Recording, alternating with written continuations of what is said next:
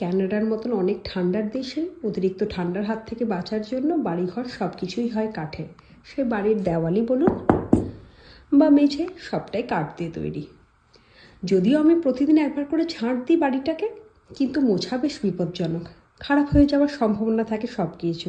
কাঠ উঠে যেতে পারে, বাড়িঘর নষ্ট হতে পারে। তাই এই দেশে বড় ভরসার জায়গা ভ্যাকিউম ক্লিনিং। আমরা মাঝে মাঝে ভ্যাকিউম ক্লিনার ইউজ করি বাড়িটাকে খুব ভালোভাবে ডিপ ক্লিন করার জন্য। কিন্তু এই দেশের ভ্যাকিউম ক্লিনার জানেন আমাদের দেশের থেকে বেশ কিছুটা আলাদা। চলুন আজকে সেটাই আপনাদের সাথে শেয়ার করি। আমাদের দেশে তো সবসময় দেখে এসেছি ছোটোখাটো বেশ সুন্দর ইজিলি হ্যান্ডেল করা যায় এরকম ভ্যাকিউম ক্লিনার পাওয়া যায়।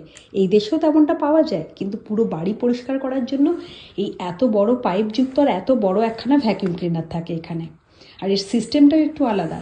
এই যে দেখছেন, ওই যে দূরে যেটা দেখা যাচ্ছে না, এইটা দিয়ে নিচে চলে যায় সমস্ত ময়লা। মানে এই পাইপ দিয়ে সব কিছু আমরা যখন পরিষ্কার করলাম পাইপের মাধ্যমে চলে আসে। আর এইখান দিয়ে টানেল বানানো আছে, সে টানেল দিয়ে পুরোপুরি চলে যায় আমাদের বেসমেন্টের একটা বড় থলিতে। সেই থলিটা কয়েক মাস অন্তর বা কয়েক বছরে যেমন যখন প্রয়োজন হয় সেই হিসাবে পরিষ্কার করলেই হয়ে যায়। ভ্যাকিউম ক্লিনারটা অ্যাটাচ করে দিলাম দেওয়ালে বানানো টানেলের সাথে। আওয়াজ শুনে নিশ্চয়ই বুঝতে পারছেন ভ্যাকিউম ক্লিনার চালু হয়ে গেছে। ওই যে দেওয়ালে যেমনটা লাগানো আছে আপনাদের দেখালাম একটু আগে। এই এত বড় ভারী পাইপ দিয়ে পরিষ্কার করা একটুখানি কষ্টকর, ঠিক আছে, কিন্তু মাঝে মাঝে পরিষ্কার করাই যায়। তাহলে খুব ভালোভাবে বাড়ির কোনা কোনা সব পরিষ্কার হয়ে যায়।